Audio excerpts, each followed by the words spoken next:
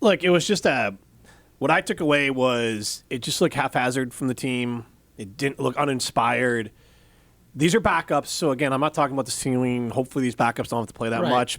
And I know Denver, some people are saying, the Denver was running some different plays, different sets. I don't care about that. The parts that I saw of the game. Denver was also running more starter, which again also doesn't matter, but they definitely had more of their first string out than the Packers did. But even when they had the second string out versus the Packers' second string, the Packers still looked you're right. awful. But was that the Packers' second string, or did the Packers move down again to their last line? From what I saw is you had Tim Patrick out there. It was maybe their number one. Surtain was out there, their best corner. The Packers benched 31 players.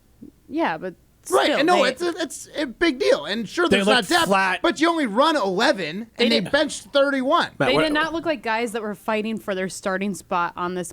They looked like uninspired. They looked like a team who just got their ass kicked out there. Again, it doesn't affect the wins and losses of the team. I'm not saying you guys are wrong. I'm just saying they definitely went out against a better team. I get what you're saying, but it didn't look like the talent difference. It looked like a give a crap difference was what I saw. It just was shocking that, to your point, that these guys playing in this game for the Packers should be playing for their lives because their NFL livelihood is on the line in theory, and it just wasn't there. And I'm not, again, the Packers are still, I think, the second best team in the NFC North. They'll give the Lions a run for their money.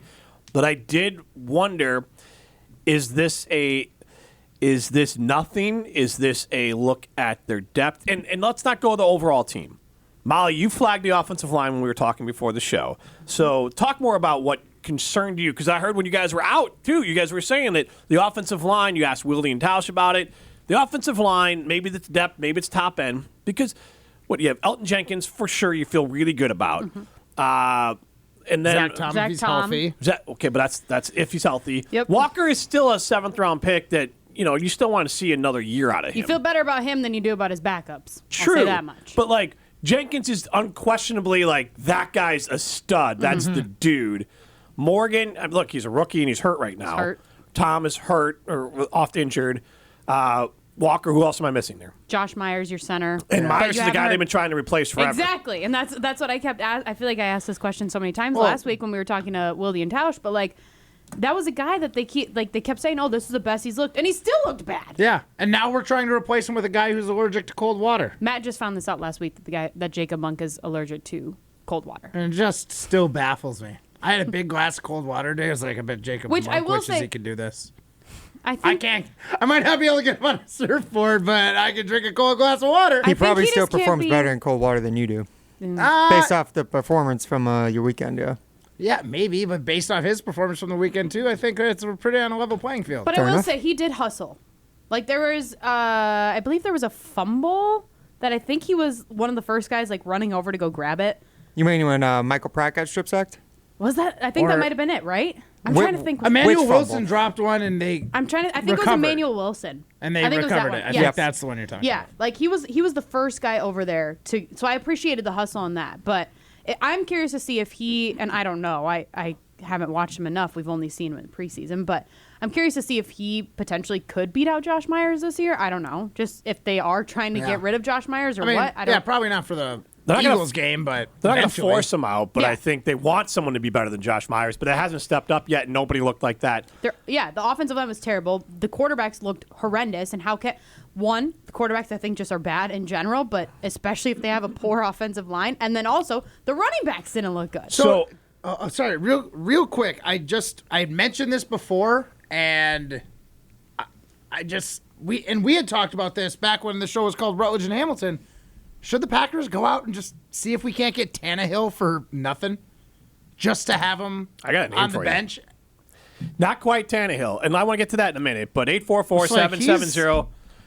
Living on the couch right now. 3776. Daniel Landscaper chimes in. He was on vacation. We did not vacation together, but apparently he was out last week. I was out last week, so Daniel, I missed all of our listeners when I was out. But Daniel Landscaper back in on the text line. Happy to see him chime in. I didn't miss you because I didn't know you were gone because I was gone too. The Adam Madison chimes in. My biggest takeaway was the Packers ran a pretty basic zone defense all game, and it's really hard to gauge because Tim Patrick and Cortland Sutton found the soft spots and just raked in catches, and the D got zero pressure. Really hard to gauge depth, but it looked atrocious. The D-line should be able to get pressure regardless of what you're running. And then Tyler and Some Prairie chimed in. The guys looked uninterested and uninspired. And I would like to follow up on that part of it. This isn't just a scrimmage. We're asking the question. I mean, it's going to be not just the game, but they scrimmaged during the week. And you heard LaFleur talk about it.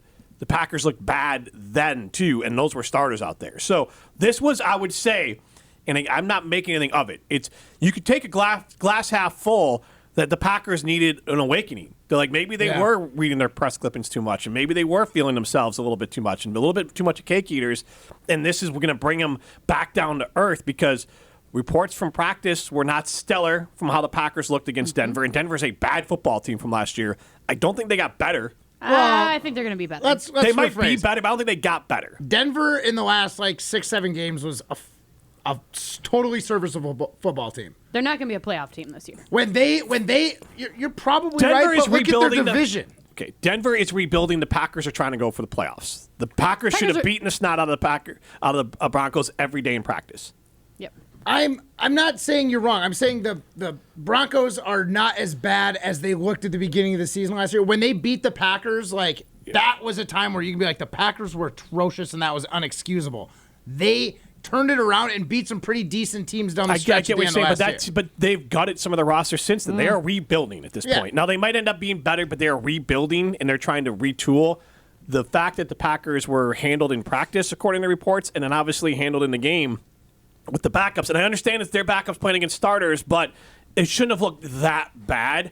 And I'm not talking about ceiling. I'm just talking about depth. And I honestly think the biggest thing that's going to come out of this is that the Packers are going to have a hellacious week of practice. I think they're going to look good against the Ravens in some of their inter-squad practices. Just from the idea that Matt LaFleur, I just would think, is going to be making sure everyone's got warm pee throughout the week, to borrow his phrase from a couple years ago. It's damn hot. That it will be damn hot, and he will be making sure he'll be riding them hard. Talk about a team who takes the preseason pretty seriously in the Baltimore Ravens.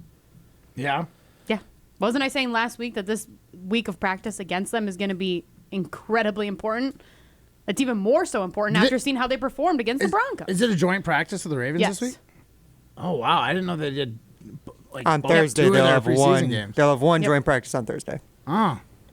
Huh. Well, I mean, it's a Harbaugh.